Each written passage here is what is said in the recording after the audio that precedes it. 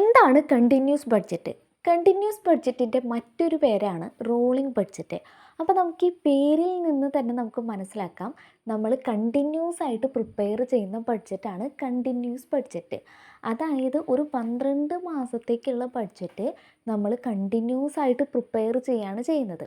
ഇപ്പോൾ ഒരു എക്സാമ്പിൾ പറയുകയാണെങ്കിൽ, ഇപ്പോൾ നമ്മൾ ജനുവരി ടു ഡിസംബർ വരെയുള്ള ഒരു ബഡ്ജറ്റ് നമ്മൾ പ്രിപ്പയർ ചെയ്തു.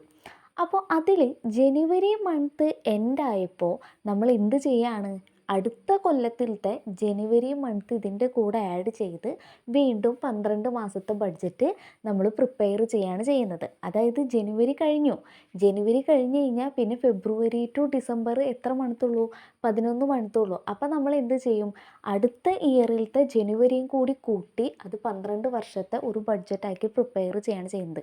ഇനി നമ്മൾ ഫെബ്രുവരി കഴിഞ്ഞിട്ടുണ്ടെങ്കിൽ എന്ത് ചെയ്യും, അടുത്ത കൊല്ലത്ത് ഫെബ്രുവരി ആഡ് ചെയ്യും. അതുപോലെ തന്നെ ഇക്കൊല്ലത്ത് ഇപ്പോൾ മാർച്ച് കഴിഞ്ഞിട്ടുണ്ടെങ്കിൽ നമ്മൾ അടുത്ത കൊല്ലത്തെ മാർച്ച് അതിൻ്റെ കൂടെ ആഡ് ചെയ്യും. ഇങ്ങനെ നമ്മൾ ആഡ് ചെയ്ത് കണ്ടിന്യൂസ് ആയിട്ട് നമ്മൾ ബഡ്ജറ്റ് പ്രിപ്പയർ ചെയ്യുന്നതാണ് കണ്ടിന്യൂസ് ബഡ്ജറ്റ് എന്ന് പറയുന്നത്. അപ്പോൾ അതുകൊണ്ട് തന്നെ ഈ ബഡ്ജറ്റ് കുറച്ചും കൂടി ഫ്ലെക്സിബിൾ ആയിരിക്കും.